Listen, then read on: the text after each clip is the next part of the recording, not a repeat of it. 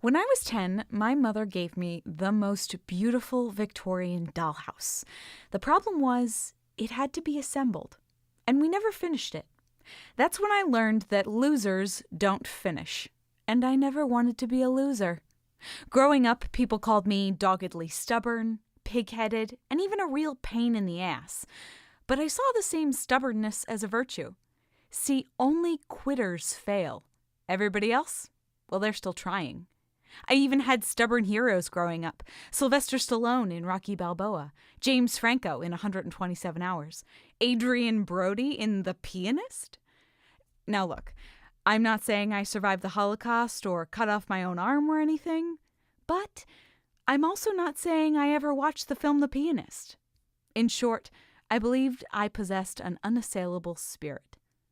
When I was hired as a personal assistant to a film financier, it seemed perfect, but things quickly soured. The night I was hired, my boss called me at 3 a.m. demanding I find a pizza place open and ready to deliver a large sausage pie to him in Houston. Every day a new horror. Driving to Santa Clarita to pick up shoes that I then had to drive to San Diego for him to approve in person that I then had to ship to meet him in New York next week. Did I mention that my gas wasn't paid for? But the most important part of my job was that my boss was friends with Adrien Brody. Every other day, I'd see Adrien Brody looking as pale and as thin as if he had just walked off the set of The Pianist, lounging by the pool and drinking Coronas. He'd wave across the pool as he saw me struggling to manually inflate a giant raft for my boss's fiancée. He even asked me if I wanted a Dos Equis once. But I never got that Dos Equis. See, my boss wanted a gazebo. But in an attempt to save money, he bought one from Big Lots.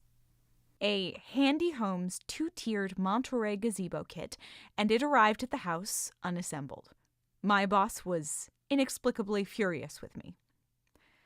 I was charged with building the gazebo immediately and on my own. I wasn't allowed to ask the maid, the chef, the gardeners, or any other employee for help. I wasn't allowed to hire anyone because my boss was paranoid that people would steal from him. I wasn't even allowed to use his tools to build the damn thing. This was my giant boulder, and I would have to James Franco myself out of it. Any normal person would have quit at this point. But not me. See, I'm a stubborn asshole. Day 1. I sorted everything into tiny piles on the back lawn and felt very proud of myself. Day 2. Upon seeing the piles unmoved and undiminished, I went into a cold, dead panic that only stress-eating 2 straight M&M McFlurries could cure. Day 3. I built. And it felt good. Sure, I made 2 trips a day to Home Depot to cry until employees took pity, but I also learned how to use a mnemonic nail gun. My Rocky Balboa training montage was a cacophony of sanding and siding, wood glue and weeping for 2 straight weeks until I had assembled the entire floor, steps, and the sides of the gazebo. But then came the roof. I couldn't attach the roof on my own. I thought fondly of my mother and our dollhouse. Could I really disappoint my only daughter that in this analogy is definitely 2003 Oscar winner Adrien Brody? I'd started to let myself imagine all the fun Adrien would have with this gazebo.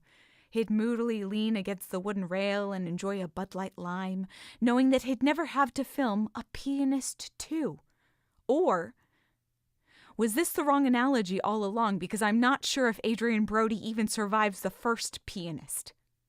Sweating, covered in sawdust, I screamed to the night, "Adrien!" I hope I've made you proud. The next day, I walked into my boss's house and handed him screws, nails, and odd bits of lattice that I had literally no idea where they went. I couldn't finish the gazebo. My boss looked up at me confused. He had forgotten that he had even bought a gazebo or asked me to assemble it. I thought stubbornness was a virtue. But what kind of person puts up with that bullshit and just takes it? A loser.